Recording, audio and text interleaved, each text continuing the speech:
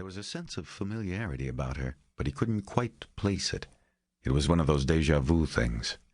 At the same time he felt the stir of recognition, it quickly flitted away, and he knew he was mistaken, that he did not know this woman.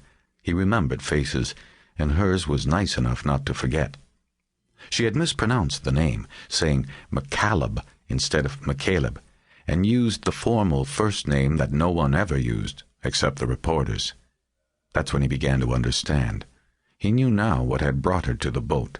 Another lost soul come to the wrong place. McCaleb, he corrected. Terry McCaleb. Sorry, I thought maybe you were inside. I didn't know if it was okay to walk on the boat and knock. But you did anyway. She ignored the reprimand and went on. It was as if what she was doing and what she had to say had been rehearsed.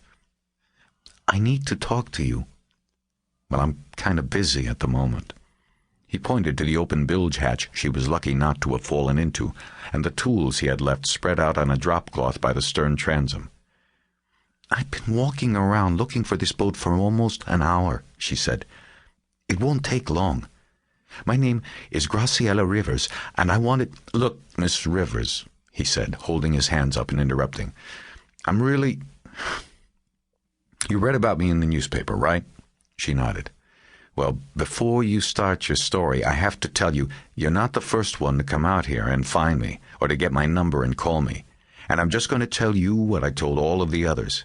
I'm not looking for a job. So if this is about you wanting to hire me or have me help you some way, I'm sorry, but I can't do it. I'm not looking for that kind of work. She didn't say anything, and he felt a pang of sympathy for her, just as he had for the others who had come to him before her. Look, I do know a couple of private investigators I can recommend. Good ones that will work hard and won't rip you off. He stepped over to the stern gunwale, picked up the sunglasses he had forgotten to take on his walk, and put them on, signaling the end of the conversation. But the gesture and his words went by her. The article said you were good. It said you hated it whenever somebody got away. He put his hands in his pockets and hiked his shoulders. You have to remember something. It was never me alone.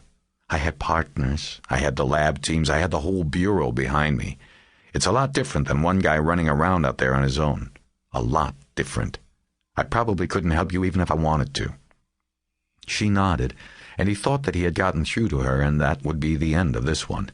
He started thinking about the valve job that he'd planned to complete on one of the boat's engines over the weekend. But he was wrong about her. I think you could help me, she said. Maybe help yourself, too. I don't need the money. I do okay. I'm not talking about money. He looked at her for a beat before replying.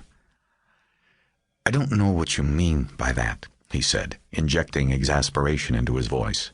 But I can't help you. I've got no badge anymore, and I'm not a private investigator. It would be illegal for me to act as one or to accept money without a state license. If you read the story in the paper, then you know what happened to me.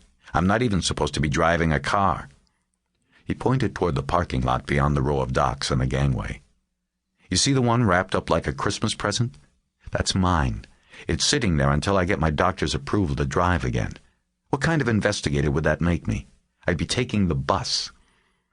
She ignored his protest and just looked at him with a resolute expression that unnerved him. He didn't know how he was going to get her off the boat. I'll go get those names for you. He walked around her and slid open the salon door. After going in, he pulled the door shut behind him. He needed the separation. He went to the drawers below the chart table and began looking for his phone book. He hadn't needed it in so long he wasn't sure where it was. He glanced out through the door and watched her step to the stern and lean her hips against the transom as she waited. There was reflective film on the glass of the door. She couldn't see him watching her. A sense of familiarity came over him again, and he tried to place her face. He found her very striking. Dark, almond-shaped eyes that seemed both sad and understanding of some secret at the same time.